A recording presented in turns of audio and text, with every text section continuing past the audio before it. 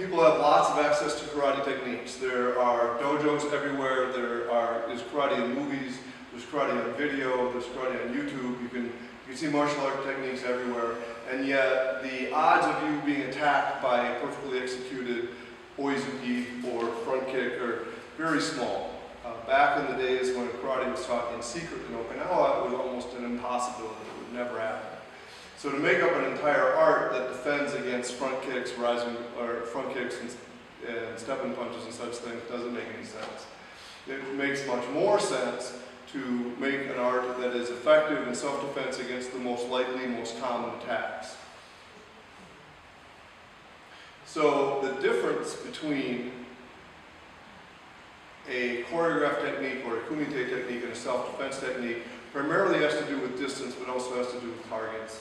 So if he has his left leg forward, downward block, and you do a step and punch, the first time you use this is the rising block, counter punch.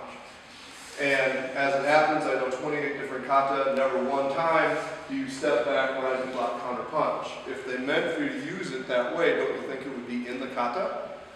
If you do the same thing, just for distance, where he has a step and punch right here, and instead of stepping back, I step forward, now I have a use for my drawing arm, I have a use for my block. It fits right here across his throat or neck.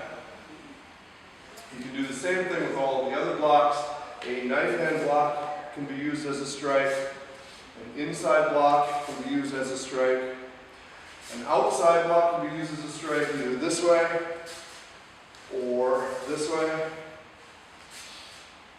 A downward block can be used as a strike. Here's your cover, here's your strike. Good job, Derek.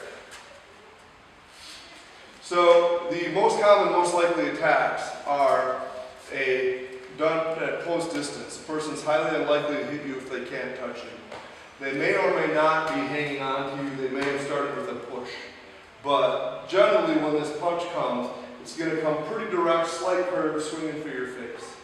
Your flinch, to cover that, is to pick your hands up. This is the beginning of your defense. Or in the case of Nidan, instead of stepping back, which you do not do in the kata, and then defending, if you use this to step in, you can cover the arm and come across with the punch using your knuckles to strike a target like on the temple or jaw. If the person is grabbing and throwing a punch, this is an extremely common scenario. That flinch reflex shifts my weight to my back leg, it picks my arms up to defend my head. He throws the punch again. You go 1, driving in, 2, attack the arm, 3. Try this angle. Grabs, you go 1, in, 2, strike, 3, strike.